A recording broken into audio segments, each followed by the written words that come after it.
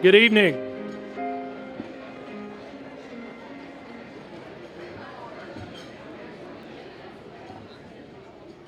Welcome, everyone, to the 2012 OSU Alumni Hall of Fame.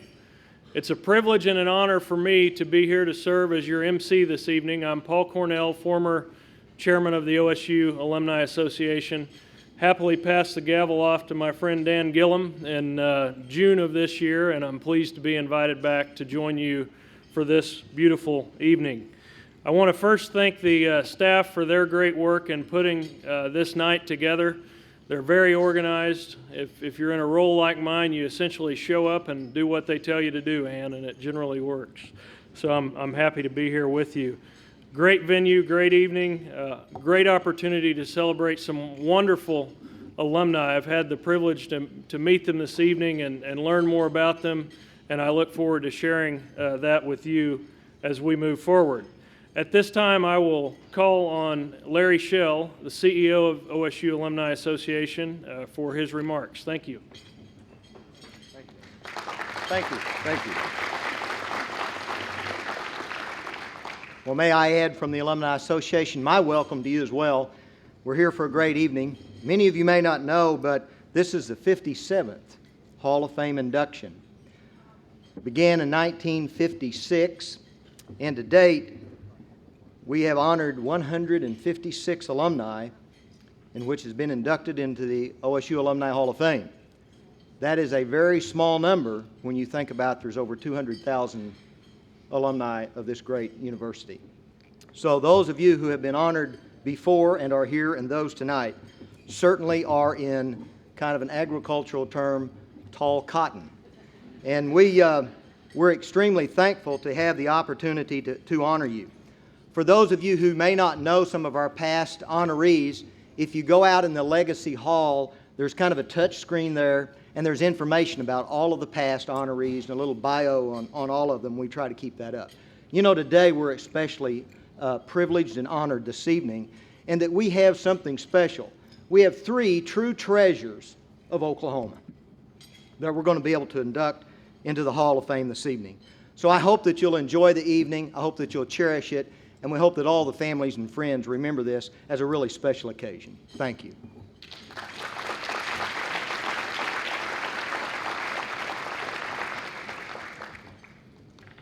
I've been away from OSU for soon to be 20 years, and it's been a beautiful transition to see this campus from then to what it has become today. We're in the presence this evening of 2 great leaders, former President and now Senator Jim Halligan and current President Burns Hargis, who have absolutely made a wonderful mark on this campus and changed the path of Oklahoma State University. And with that, I give you President Burns Hargis.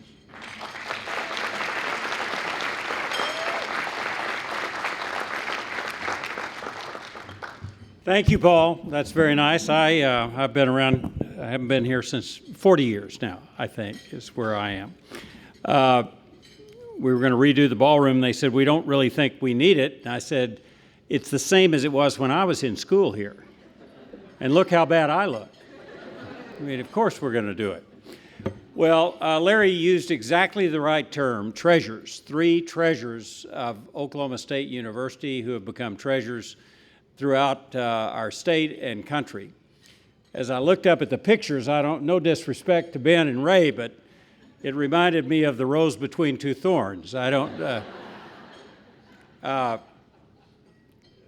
These 3 individuals, like many of their fellow honorees, have not only given their time and talent to their professions and to this state, but they've given their treasure as well.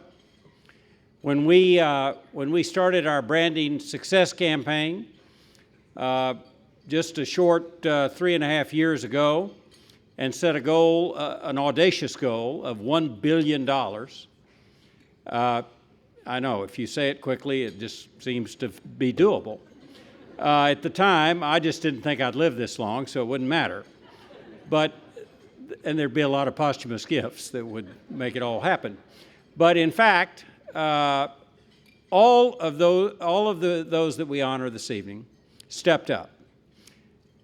along with over 70,000 of their fellow OSU friends, such that we have now raised $852 million for Oklahoma State University.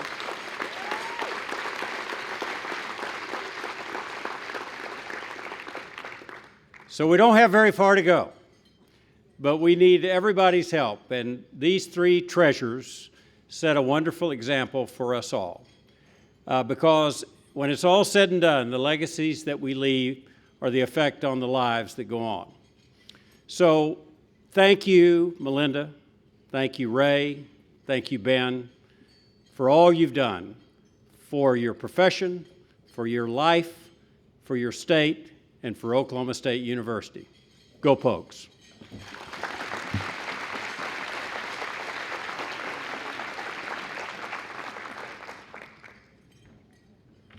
Bringing the invocation this evening will be my friend Dan Gillum, current chairman of the OSU Alumni Association.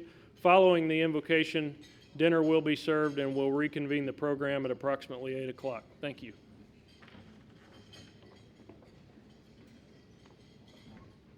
Join me as we pray. Heavenly Father, we love you so much, and we thank you for this time we can share together with these family and friends as we celebrate the accomplishments of these three members of the OSU family. Just bless this time together, bless the food and nourish our bodies, and give us safe travels home. We pray in your holy and precious name. Amen. Please enjoy your dinner.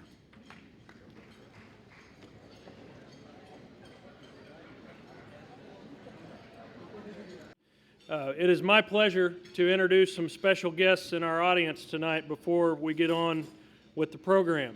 What I would ask is that each person stand as he or she is recognized, and then I would ask that we hold our applause until all guests have been announced. First of all, Oklahoma State Senator Jim Halligan and his wife Ann. Senator, they didn't hear me on that applause thing somehow. But we're glad you're here. OSU Board of Regent members, Regent Calvin Anthony and his wife Linda, Regent Lou Watkins, and her husband, former U.S. Congressman Wes Watkins. And Wes takes the cake for the coat tonight, I'm telling you, it's good. OSU leaders, President Burns Hargis, OSU president, and his wife, and our first cowgirl, Ann. Larry Schell, president of the OSU Alumni Association. Kirk Jewell, president of the OSU Foundation, and his wife, Jan. Gary Clark, vice president of University Relations, and his wife, Jane. Khalid Gassam, interim dean of the College of Engineering, Architecture, and Technology, and his wife, Safia. Sheila Johnson, dean of libraries, and her husband, Johnny. Peter Sherwood, dean of the College of Arts and Sciences. Robert Whitson, vice president of the Division of Agricultural Sciences and Natural Resources, and his wife, Lisa. OSU Alumni Association officers, Dan Gillum, chairman of the board of directors of the OSU Alumni Association, and his wife, Nancy. Ron Bussert, treasurer of the board of directors of the OSU Alumni Association. Jennifer Grigsby, member of the board of directors of the OSU Alumni Association. Please join me in a round of applause. Thank you.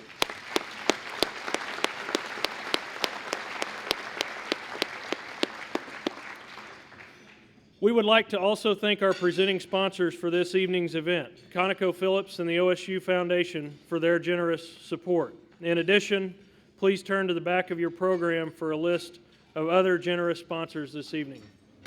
Join me in a round of applause for that. I am also proud to introduce to you this evening members of the OSU Hall of Fame. Many of you, you've seen them wearing with pride, as they should, their medals, who are with us tonight. Will these individuals please stand as I read your name, and please hold your applause until all have been introduced. James Cobb, inducted in 2008. Nancy Payne Ellis, inducted in 2004. Stephen Jorns, inducted in 2009. John Linehead, inducted in 1995. Frank McPherson, inducted in 1985. Ross McKnight, inducted in 2006. Dean Stringer, inducted in 1998. Congressman Watkins, inducted in 1989. June Gillum Worthington, inducted in 1993. Please join me in welcoming these fine guests.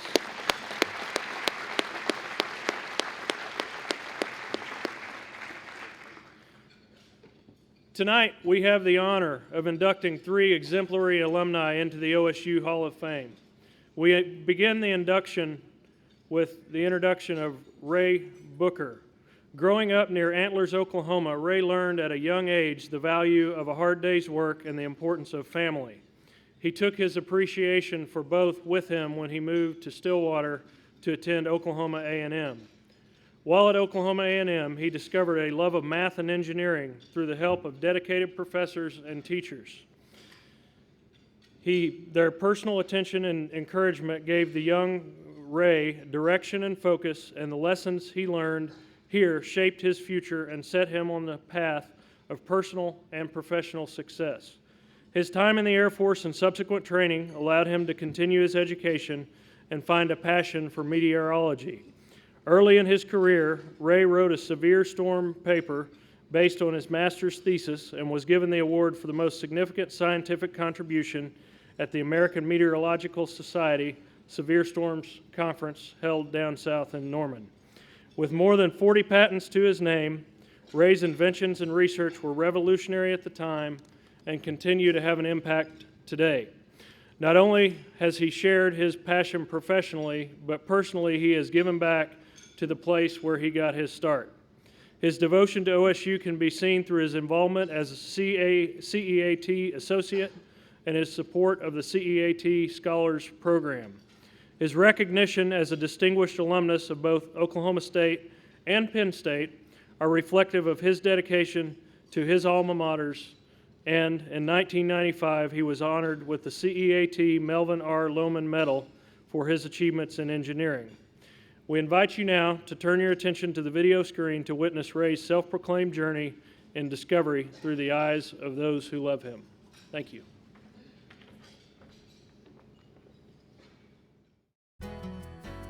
There are many alumni of Oklahoma State who personify its land-grant mission of instruction, research, and extension.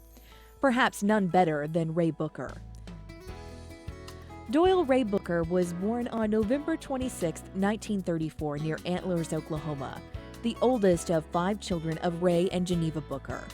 Times were hard, and Ray's education often took a back seat to the needs of family and their survival. Although he graduated high school, he was hardly prepared for college. Ray's interest in engineering was not a dream from his childhood, rather a point of survival he noted one hot Oklahoma summer. He was digging ditches for a new highway near Antlers when he noticed one particularly well-dressed foreman. Dad noted, he's clean and I'm not. I want to do that. And so literally when we came onto campus, that's what he thought. Whatever that was that didn't involve digging ditches, that's where he was going to go. Ray enrolled at Oklahoma A&M in 1952. He was also involved in ROTC and the Baptist Student Union, where he met a young lady who piqued the interest of the quiet young man from Antlers.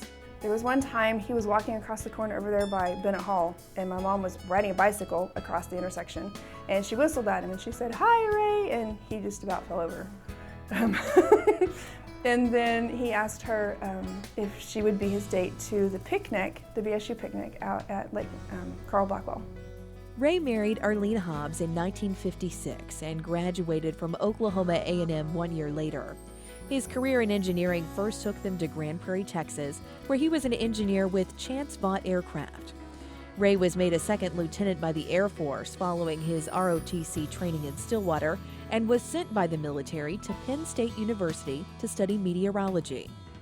He finished that coursework, and then he was encouraged to consider working on a master's degree. But he was first told, you don't have the credentials for a master's degree.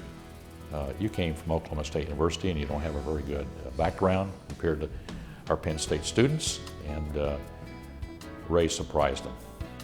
Ray supported his family by working as an early television meteorologist. Like most engineers, Ray liked to tinker in his basement. It was a pastime that would lead to the development of dozens of instruments, 4 private businesses, and several highly classified contracts with the federal government. He had a persistence. He had a I want to do it type attitude. And he loved airplanes. And he made a career built around that love. Ray's inventions proved to be a windfall in meteorology and aviation communities and led him to form his first company, Weather Science, which developed instruments and modified aircraft for cloud and precipitation studies. In 1965, Ray moved his family and his basement business from Pennsylvania to Norman, where he worked with the National Severe Storms Laboratory. He went on then to develop more and more sophisticated instruments over time and became world renowned for his development of airborne optical systems. In 1974, Ray founded Aeromet, which has grown into a 200-person operation specializing in meteorological services and airborne operations for the military. Several of Ray's inventions have been used by the government, including the U.S. Missile Defense Agency and the U.S. Defense Department. His work was critical during the Cold War and was adopted by President Reagan's Strategic Defense Initiative to track and intercept missiles, systems still in use today. Ray also led a team to develop the first aircraft to be flown with or without a pilot, a concept we know now as unmanned aerial vehicles.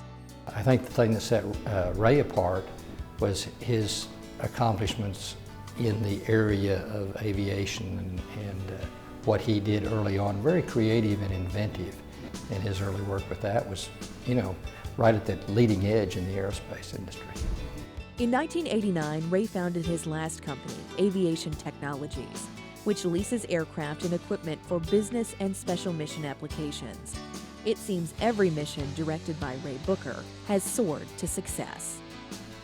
I think he knew how to take his ideas and put them into action and make them attractive to other people, and then he knew how to deliver the product. He was very, very good at working with high-end people in the business that he was in. And he just had a way with exuding confidence that if you did business with Ray Booker, he was going to take care of his business, and it was going to be, the product you were going to get was going to be excellent. Throughout his career, Ray never forgot the little college that gave him his start, a place where Ray's greatness was first seen by others who then helped him to see the greatness within himself. Oklahoma A&M, for him, was his first chance at the future. Here he went from being really undereducated in Antlers to being educated here at Oklahoma A&M. And it laid the foundation for everything else that he was going to do. Ray has been a fervent supporter of students at OSU, serving as a mentor to many just as he was mentored in his days at A&M. He helped bring dreams to life during OSU's first comprehensive campaign, while serving as chairman of the OSU Foundation's board of directors. Ray has served for several years on the College of Engineering, Architecture, and Technology Associates and has endowed 2 scholarships and a professorship at OSU. His longtime support of his alma mater has been recognized by the university with numerous awards and the naming of the Booker Residence Hall in 2005. From his humble beginnings coming to OSU, he's obviously a very brilliant intellect, very smart, that used the information, the knowledge he gained here and went on to become quite a successful person. In 1992, Ray's A&M sweetheart of 36 years lost her battle with cancer. He found a new love in a longtime business associate, Linda Parrish, whom he married in 1994. Ray and Linda are passionate supporters of the arts and also share interests in college sports and flying, an activity well suited for a man with certifications as an airline transport pilot and a commercial helicopter pilot. Ray also enjoys time spent with his 3 children and 8 grandchildren, often at Cowboy football games. If I were to pick one word to describe Ray Booker, it would be remarkable. From humble beginnings to an extraordinary career. When I think about people who really illustrate what OSU is about as a land-grant university Many of our students are first time to college, and certainly was true back when Ray came to school here. Ray is the gold standard of alumni representing the alumni of Oklahoma State University. He really epitomizes what it's all about. His passion for other people and his compassion for other people, and his sheer will, the determination to make something out of nothing. It's just the most amazing thing I've ever seen. I love that when my own kids need a role model, they don't have to look any further than my dad. Whether on the ground or in the air, Ray has guided his career, his family, and himself to greatness. Ray Booker, 2012 Oklahoma State University Alumni Hall of Fame.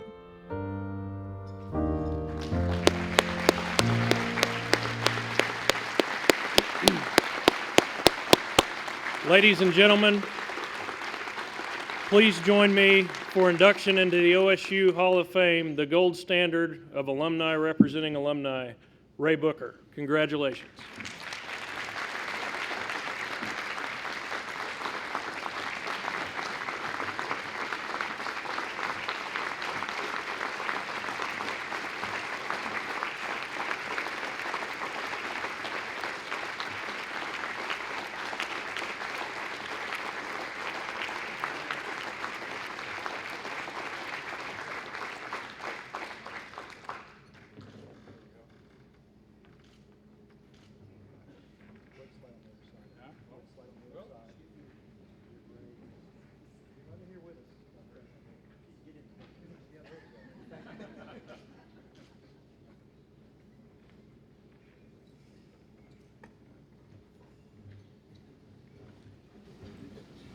You know, I don't recognize the guy they were talking about there.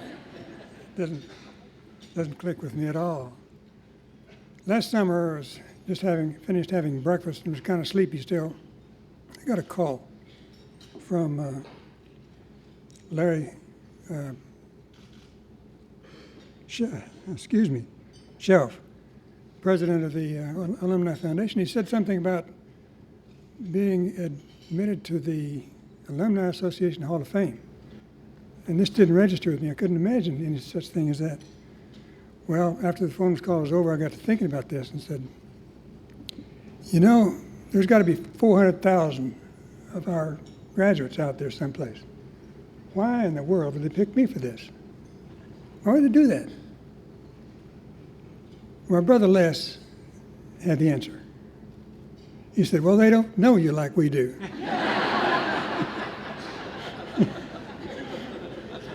That's true, I said. And don't you tell them anything. Well, you know, I came here 60 years ago, and I met some of the kindest people, the nicest people. One of the first guys I met was Ray Caskey, helping to get me enrolled here. And he looked at my transcript, and he said, you know, it says here that you just had one math course in high school, and you got a D in that. And that was the second time you took it. And he was looking at me like, are you going to be an engineer, huh? Well, you know, he's a kind man. He said, I'm going to help you. And he got me into 8 hours of remedial math and helped me get through that. And I have him to thank for getting started in this whole thing. There were others. Laddie Fila was helping me in aerodynamics. Kept saying, Ray, you got to keep trying, got to keep trying.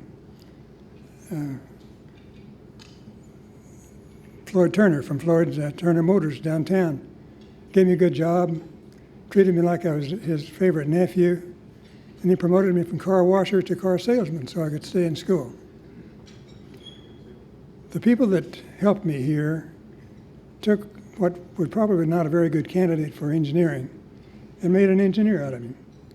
He went on to do other things. I got a commission here in the Air Force. And the first thing the Air Force said is, we're going to send you to Penn State and make a meteorologist out of you. I was stroke of good fortune there. I met a guy named Dr. Charlie Hostler. And it turned out that Charlie Hostler was a giant in the field of cloud physics. world known around the world for that. And he was my professor. And after I finished my Air Force career, I went there and got hired by Charlie to study cloud physics. Well, he was so well known and he got so much money coming in, he had all kinds of toys for graduate students to play with. One of those was a radar out in the dairy pasture. And I used that radar to track balloons to study my thesis was airflow over the Allegheny Mountains. I launched balloons with a long string of aluminum foil, just all crinkled up, and made a great radar reflector. One night I was out there studying a frontal passage, and as the gust front hit, my balloon took off across the pasture there, headed straight for a power line, big power line. And that aluminum foil hit the power line, a big boom like a 12-gauge shotgun. Balls of fire flying every direction. And the lights over the campus went out. All over the town, the lights went out. Radar wound down, quit whining. And it got quiet out there in the dark, except for my heart. You know, about a week later, Charlie came walking in with a piece of paper, and he said, "This is a $10,000 bill. So it turns out that you messed up a high-dollar experiment in mushrooms over at the Ag Department." You know, $10,000 in the 60s was a lot of money. Well, I was lucky again. I didn't get fired. As a matter of fact, Dr. Hostler went on to promote me in the field of meteorology and served as a great example, not just to me, but to all the students. But it's particularly good to me because he let me do the things that I wanted to do. I developed an aircraft program for them and developed instrumentation to go for that aircraft. Even formed my own company based on all that while I was a graduate student. So a whole lot, not just to OSU, but also to Penn State and Dr. Charles Hostler. I tell you all of this to emphasize one point. In the field that I was in, meteorology and engineering, I began to realize that in the United States, the thing that sets us apart as a nation from the rest of the world is that we are innovators. We are a nation of innovators. You know, we lost most of our manufacturing capability to China and other places. We've not given up this innovation characteristic of their country. What the basis of that innovation is education. And today, with the diminishing support of our universities, from our state and our government, it's more and more important for people like me and you to support our universities, to try to help those kids that have the talent and the drive, but not the means, to get an education. That's why Linda and I, in 1995, started our first scholarship program here. So far, we've got 8 scholars, some of which have graduated and gone on. We have some here tonight. Melissa Matthews is our sophomore in engineering from Tulsa. Stand up, Melissa.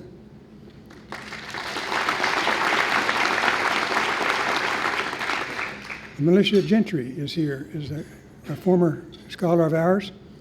Are you somewhere here, Militia?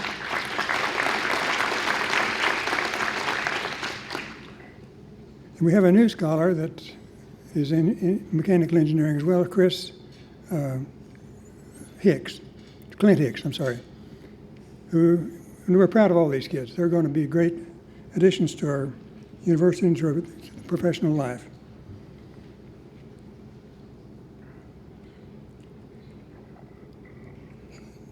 The greatest honor I have, I guess, is in having my family and my friends join me here tonight. The entire Booker tribe is here. My wonderful wife, Linda, and our 5 great kids, and our 11 much greater grandkids. And a host of friends. I don't know how many friends came here tonight. They're all curious. The reason they came is that they were curious. They wanted to see if this would really happen. Well, it did. The thing that has been so good to me over the years is that I tend to be very lucky. I have a tendency to be lucky. As a matter of fact, the only reason that I may be here tonight is that I followed the advice of a great philosopher, one of the great philosophers of our age. His name is Forrest Gump. Forrest said, if you can't be smart, be lucky. And that's me. Thank you, thank you.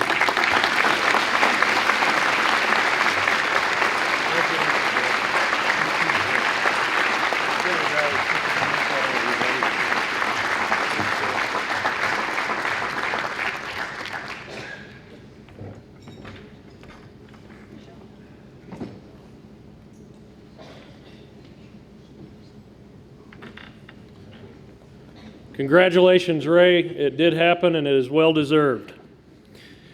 Our next inductee is Melinda Fischer. Melinda is the embodiment of what it means to be a true cowgirl. Throughout her life, she has understood the importance of being not just involved in something on the surface, but instead has fully immersed herself in those organizations and causes she has felt a passion for. Her time at OSU provided her with friendships that have lasted a lifetime and the opportunity to travel around the United States and the world as a maid of cotton. Leaving the familiarity of Stillwater behind, Malinda began an adventure which first took her to Cambridge, Massachusetts, and then on to Rochester, New York, two communities that quickly came to know and love the pioneering woman from Oklahoma. Her natural leadership, ability, and the love of serving others resulted in her involvement in several organizations where she held a variety of leadership positions. In addition to her volunteer activities, Malinda served as an organizational, management, and development consultant for large nonprofit groups. Her return to Stillwater provided Malinda the opportunity to once again engage with the community and the university she loves.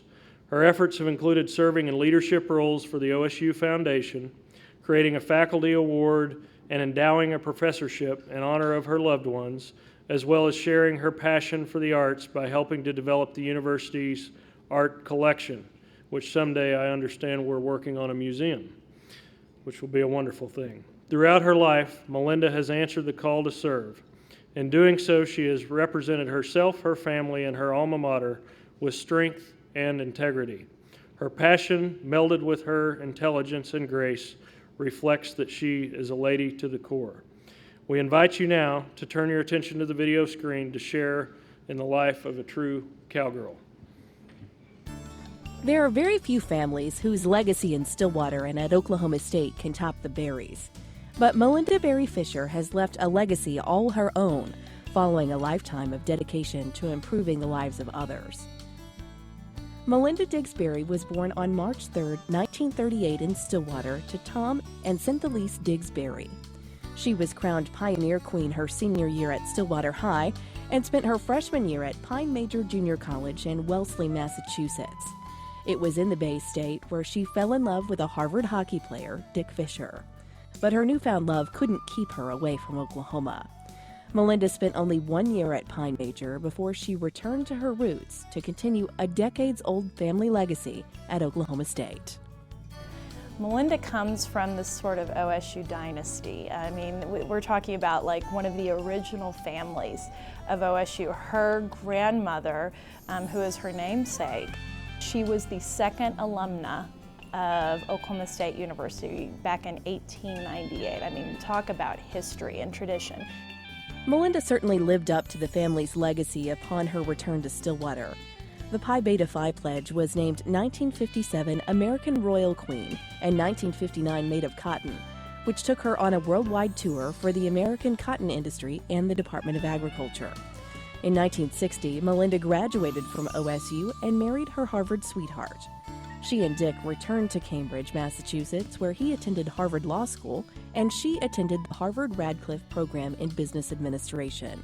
It was in Cambridge where our cowgirl would blossom into the business world.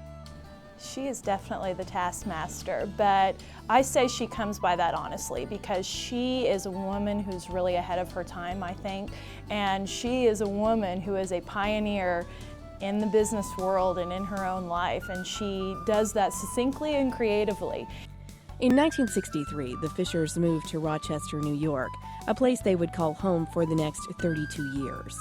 Malinda immersed herself into the Rochester community in her first role as a consultant for organizational management and development. Melinda and Dick Fischer moved in, were embraced immediately, and instantly became part of the fabric of this community. They were both from away, and they got the feeling and the fabric of this community, and they just wove themselves tightly right into it. Melinda's prowess in the business world was quickly noted. She was the first woman named to the Chase Manhattan Bank Rochester Division Board and was also instrumental in developing one of the first rape victim evidence kits in the country while serving on the board of Planned Parenthood. Melinda served on more than 24 boards in Rochester, including the board of the Al Siegel Center, where she worked to support independent agencies in a common goal of improving the community. She walked in the door, she moved right in, and we were never the same thereafter. And Melinda Fischer is one of those people who looms very large in our history, is just a huge part of who we are, and has left us just a beautiful legacy. Melinda's efforts were recognized time and time again by the citizens of Rochester whose lives she worked to improve. In 1975, she was selected as the Junior League's Volunteer of the Year and was recognized by the Monroe County District Attorney with the Distinguished Citizen Award in 1976. She was also given the Foreman Flair Award in 1983 for her volunteer leadership and civic commitment. She led the Community Foundation through a period of great growth. She was very active at the Red Cross. She was on the board of the University of Rochester Medical Center, the premier hospital in the region. Melinda Barry Fischer was everywhere, and everywhere she made a difference. In 1995, Melinda experienced a second homecoming when she returned to Stillwater as president and CEO of Thomas N. Barry & Company, which was founded by her grandfather, father, and uncles in 1937. Her selflessness and dedication to improving the lives of others was only amplified back home, where she would find new organizations to champion and new individuals to inspire. I think, to me, one of the words that you would describe Melinda is a Renaissance woman. You know, she has this a myriad of interests, whether it's business or social or civic or the arts. You know, she is interested in all of it.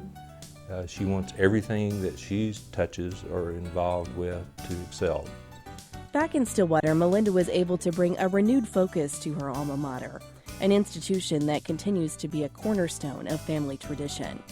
Melinda had served on OSU's Centennial Advisory Commission while in New York, but was now ready to help her alma mater achieve even greater heights in its second century. When I first met her, I remember thinking that, and listening to her and thinking, you talk about somebody that's a complete package. And she is the complete package. She has the intelligence, she has the passion for OSU, just absolutely personifies what you want to be in a human being. Melinda served on the OSU Foundation Board of Trustees for 10 years and was the first woman to hold the positions of interim CEO and president in 2004. She also served as chairman in 2005. She guided the foundation through a tumultuous period of reconstruction, leaving her brand of success on the thriving organization we know today. I've worked with a lot of passionate people in the jobs that they did, and Melinda is the most qualified person that I've ever worked with in my life. In honor of her father, Melinda established a professorship in water research and management at OSU. She also endowed an Arts Faculty Award in honor of her mother and her maternal grandmother. For her service to the university, the OSU Foundation named its gallery after the pioneering alumna who recognized that wealth was not the only gift she could afford her alma mater. But the main thing that she has given is of her work and her wisdom, and those are the really important things that Melinda has given to OSU. Melinda and Dick remain active in the university and community circles in Stillwater and enjoy spending time with their 2 children and 3 grandchildren. Melinda remains president of Thomas N. Barry & Company, as well as Marietta Royalty Company. For Melinda Barry Fischer, it was a family legacy that brought her home to create a lasting legacy of her own. one that all those who wear orange can be proud of. I think Malinda has quietly dedicated so much of herself to this university for so long. And I think that she's a beautiful, selfless model of Oklahoma State University and the type of person that defines us. And I think Oklahoma has that can-do attitude. And if you want someone that exemplifies that and to be held up as a role model, Malinda is that can-do person. Melinda Fischer should be in everyone's Hall of Fame. She's the real deal. She has done an extraordinary job of representing OSU. And whenever I see Malinda, I say, hello, lady, because that's what Malinda is. She is a lady in every meaning of the word, and she is a lady for Oklahoma State University. A true lady among cowgirls, Melinda Berry Fischer, 2012 Oklahoma State University Alumni Hall of Fame.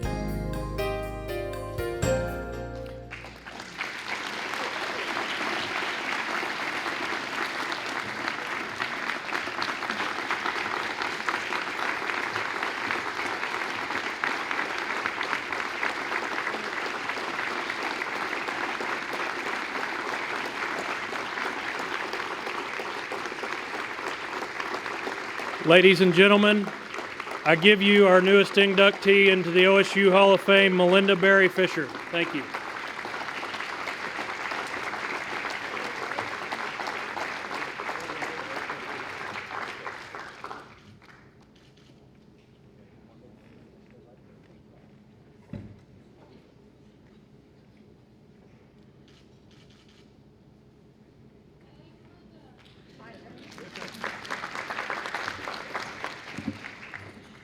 Well, I see a lot of people out there.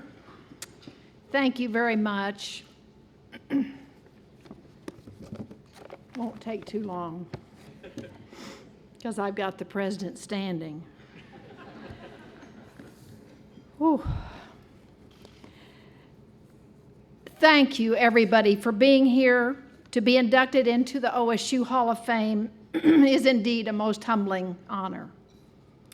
Since being notified of this honor, I have literally had a flood of thoughts, many ideas, a tapestry of places, people, experiences, and friendships. They've all gone through my mind. I've got to say these are very radiant memories, and I have many in the room to thank for them. Thank you, Dean Stringer, for proposing me. And thank you, Becky Endicott, she was on the screen. Ken Ferguson, thank you so much. And my friend Ross McKnight for your support. I'm most grateful for the confidence and the continued friendship of all these people and many others of you in the room. But a very special thank you to my husband, Dick Fischer, who's put up with me for over 50 years. Our sons, Rick and Van are there. Stand up, guys. And my beautiful daughter-in-laws, Darlene and Angie. And be very grateful that we did not bring our wonderful grandchildren. They're having tacos at home. They're a very big part of my life now. And last but not least, to the extended Berry Diggs family of which I am a part. At last count, we have had 5 generations and about 55 or 60 that I can actually call by name, relatives who have attended OSU at one time or another. One of which was my maternal grandmother, for which I'm named, who graduated in 1898, and she was also in 1906 president of the Alumni Association. She's out there on the plaque watching us tonight. Would all of those related to me one way or another or want to claim kin, just give that cowboy wave. There's a few in the crowd. Thanks for being here. I mean, I have people in this room who I've known since I was 2 or 3 years old. Others more briefly, but it's really a lot of fun, and I so appreciate all of you being here.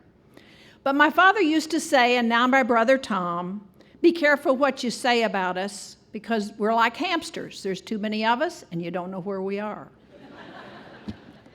But that's been part of my life. But the book, Families, a Memoir and a Celebration, discusses that a family arena can be a battleground where things are lost and things are won. It's a place where emotions can blaze, but families do care, and they do keep track. The family is a community, and once you have found your place in it, you are armored for citizenship beyond it in the great family of man. Clearly, my life's experiences were molded and enriched by and within my very large OSU family and my rather large personal family. Knowing that I was expected to make this acceptance speech forced me to think about, what have I been doing with my life? Well, self-analysis is kind of a scary thing, and I asked myself a lot of questions, and in all truth, I could not answer a great many of them. But I do think it gave me the opportunity to maybe figure out what I thought a little bit about myself. A little bit like Ray's, actually. Anytime I accept to participate or to lead any endeavor, either professionally or voluntarily, I do so because of my desire to deepen the collective understanding and the challenges to be confronted and to help design effective solutions for success. I'm finding as I age that more often than not, I'm asked to balance the present and the past, to help adapt to the new demands while remaining faithful to the basic principles which we must study and successfully learn from those who have gone before us. Thank you, Oklahoma State University, for preparing me for many of my life's opportunities. And thank you, OSU Alumni Association, for inducting me and asking me to be a Hall of Fame daughter. Thank you.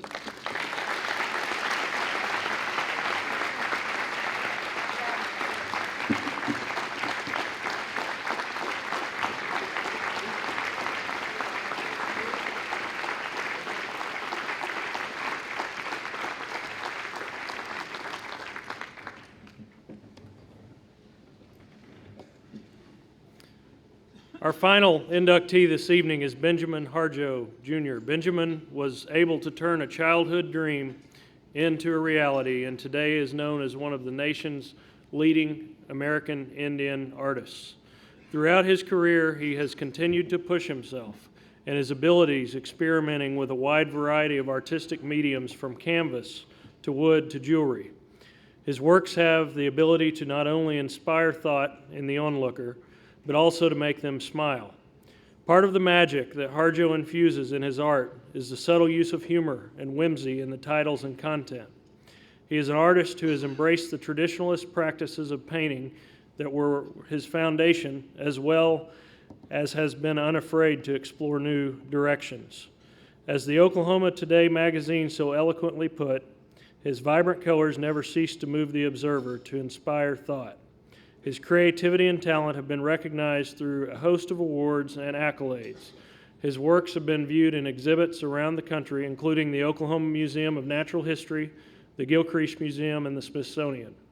Even with all of his success, Benjamin remains the same warm and compassionate man he has always been, with a great smile, I've learned this evening.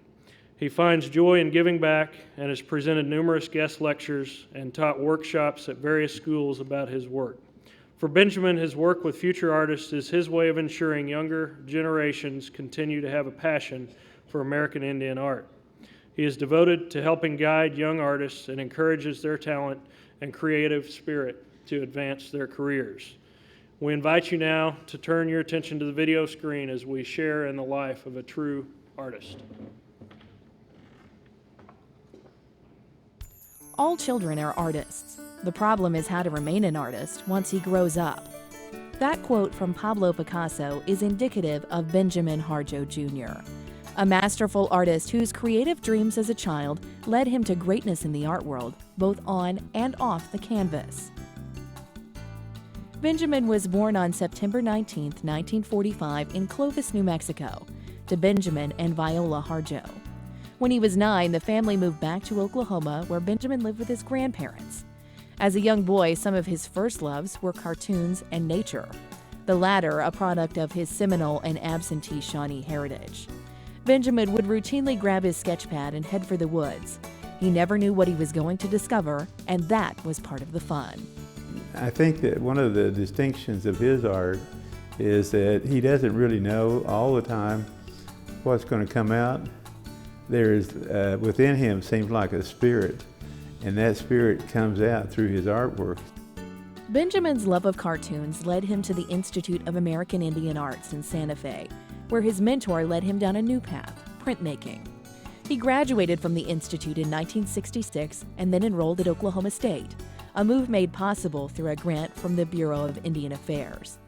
At OSU, Benjamin was encouraged to explore his Native American heritage and to tell its stories through his work.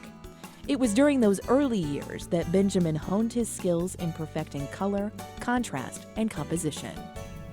Ben is an avid Indian who is a cowboy. He reveres his time at OSU. He learned a lot. It gave him some foundations that he has taken to the extreme. I mean, he took what he learned and expanded it. Benjamin was drafted and sent to Vietnam in 1969, but returned to OSU 3 years later to complete his degree in fine arts. He moved to Tulsa in 1974 to begin his career as a professional artist. And his big break came from an unlikely source in 1976 when country music promoter Jim Halsey first saw Benjamin's art. Halsey was the manager of guitarist Roy Clark, who took a shine to the uniqueness of Benjamin's work and set up a mobile art gallery to showcase it. You have to look, there's a bit of whimsy in there. And if you know him and you meet him, he has a twinkle in his eye. So you know he's got a little bit of mischief. And I think he puts it into his paintings sometimes. In 1979, Benjamin attended an Indian art conference at Oklahoma City University where he met Barbara Isaac. The two bonded almost immediately and were married in 1982. Even from the start, Barbara helped guide Benjamin's career as his manager, booking shows, thus allowing him to focus solely on his work. His art is as complex as the many tools he uses to create it. He toils away under a solitary overhead bulb in his garage, crafting masterpieces from his imagination. They're elusive. Not even Benjamin knows where the piece will take him. He's only along for the journey. He is a very unpretentious, modest person. They live in a rather modest home. He has a gallery in his garage with a light in the top of the garage. And but out of that garage comes, extremely fantastic pieces of art. One of Benjamin's most well-known pieces is The Guardian, which depicts two elaborately colored birds keeping watchful eyes on their surroundings. It's one of many pieces that have showcased Benjamin's talent at museums in Oklahoma and across the United States. From the Oklahoma Museum of Natural History to the National Museum of the American Indian at the Smithsonian. Benjamin's works have also been featured in numerous publications, including Oklahoma Today, Native Peoples, and Indian Market magazine. Ben has been described as the Native American Picasso, and I think that's a particularly apt description. Some of his work is very serious and sad, but much of his work reflects a whimsy, a sense of humor. It's terse and laconic. He is a person of few words, but he can say a lot with a painting. Benjamin's paintings are as diverse as the artist himself. He's been recognized with awards for both traditional Indian paintings and those portraying a contemporary new direction, thanks in no small part to his uniquely sized paintings. Painted a lot of very small, almost miniature paintings. They're incredibly detailed and very difficult to do, because he told me one time he had to just take a tip of a feather to create an effect with one of those small paintings, and had to be painted with a magnifying glass. Benjamin's artistic talent is not limited to canvas. His work with pen and ink produces elaborate geometric pieces that seem almost mathematical in their precision. He's also a skilled woodcarver, which allows his talent to be showcased in all three dimensions. And Benjamin is a crafter of jewelry. There's a beautiful piece that I managed to acquire two of called Sister of the Sun. And this piece was done in 14 karat gold. And I gave the first one to Justice Sandra Day O'Connor, who also is a great admirer of Ben Harjo's work. Benjamin's work has also graced the newspapers and wine cellars of many Americans.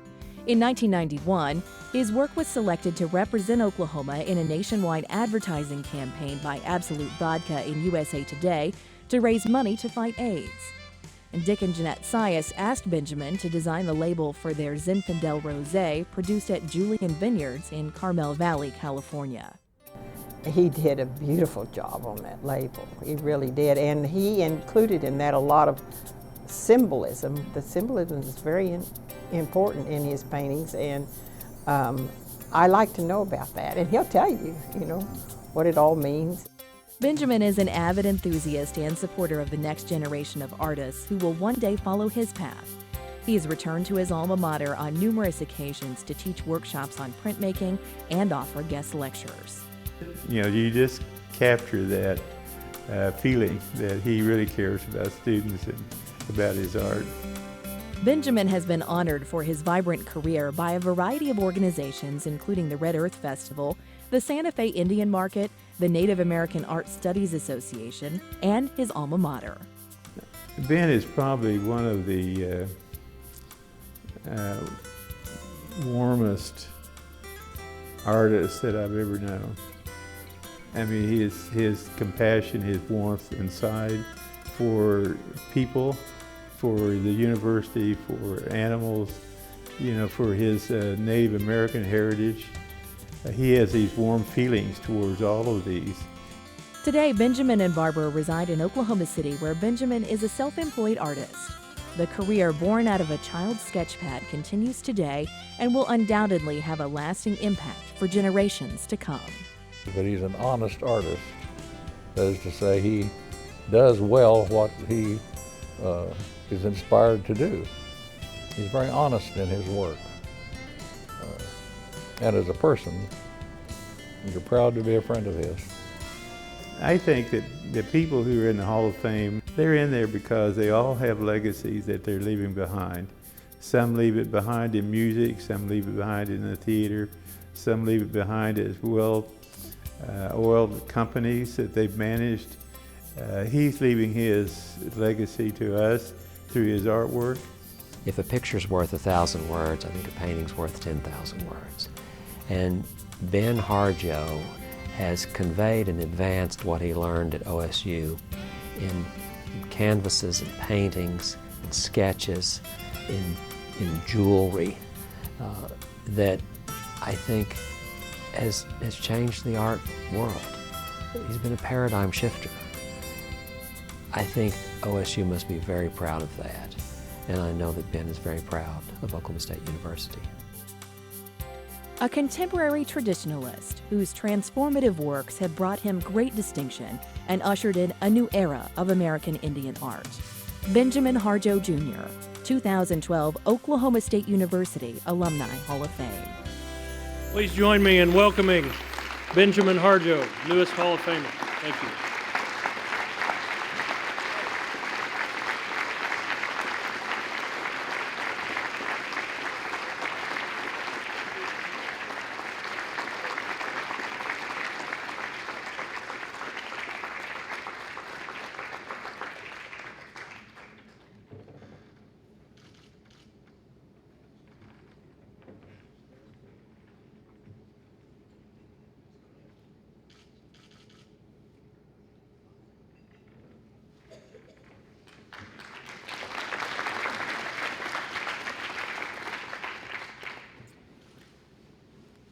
I feel really humbled to be here to accept being inducted into the OSU Hall of Fame.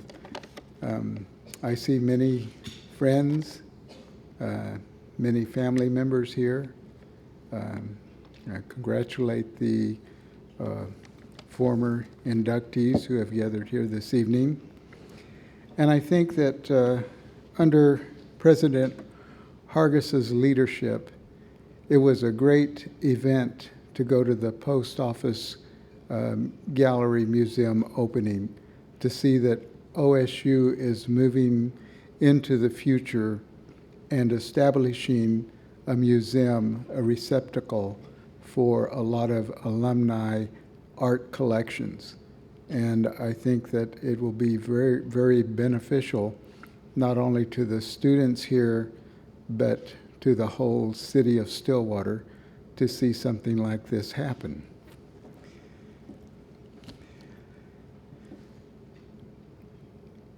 I had a dream when I was a child to go to Japan at some point, and it was through my friend Robert Vincent, an OSU graduate, that he made that dream a reality. And I ended up in Kyoto, Japan, presenting a work to the prefecture of Kyoto and showing 4 of my miniature paintings during that event.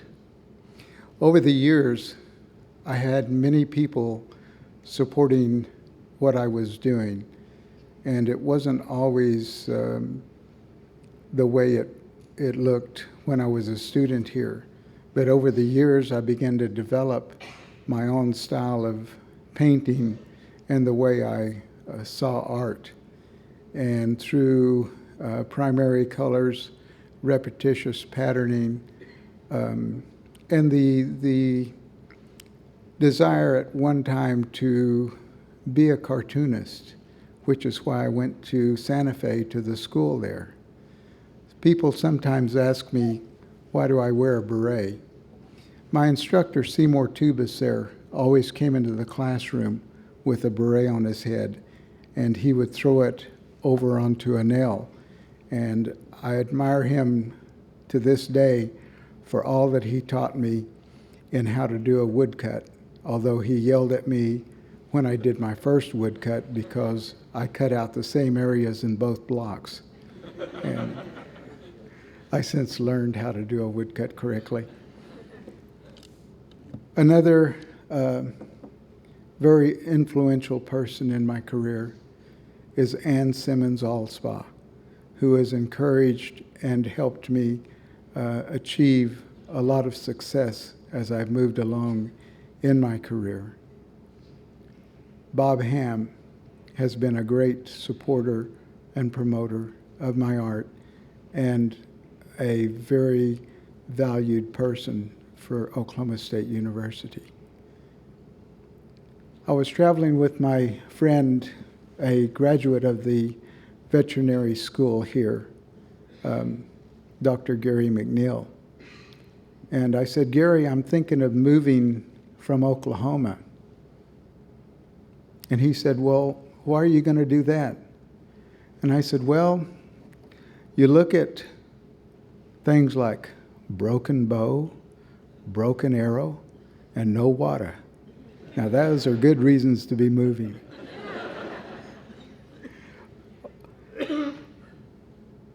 I've always been interested in students and in kids and in their creative abilities. And when I give workshops to a lot of these kids, sometimes they'll leave a blot on a piece of paper.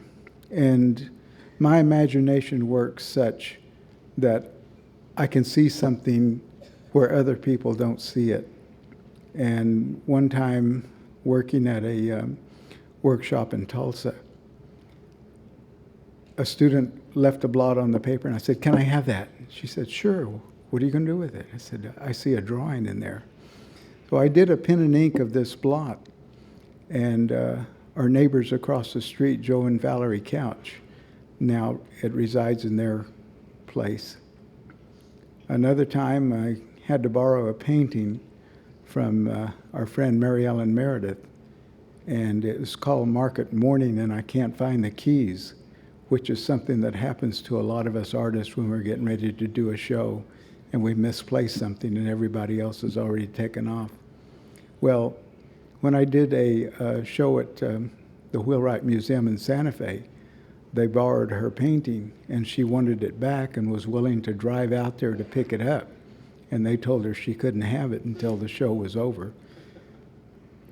There are many people and many stories, and I know I'm overlooking some, but I thank you for this wonderful opportunity to be here. I think my main supporter and my main help is my wife, Barbara Harjo, who knows what it's like to put up with an artist's temperament and live with an artist on a continuing basis. But without her, I would be the res dog running around out there going from tree to tree. But she kind of keeps me chained and on the right track. Thank you very much.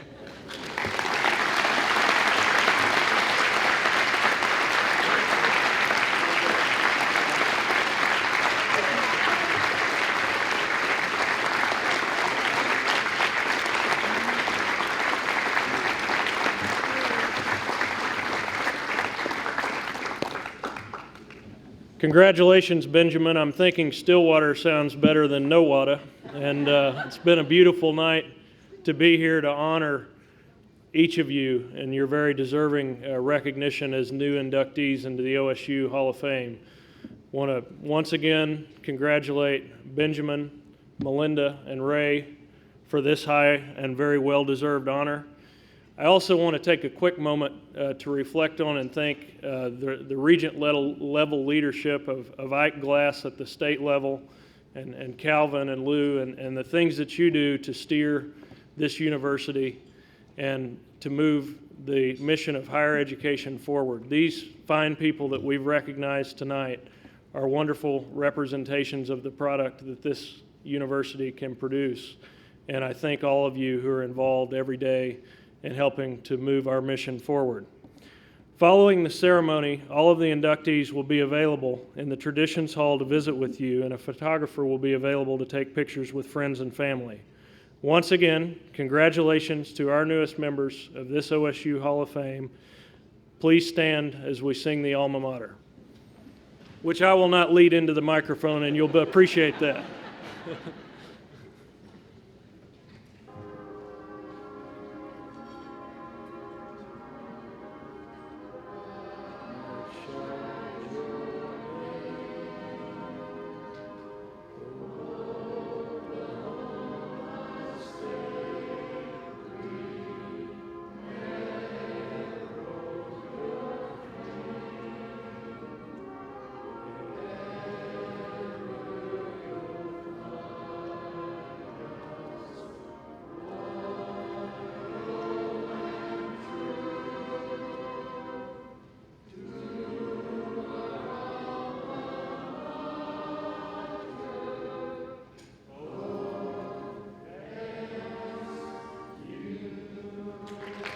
Go Popes, thank you.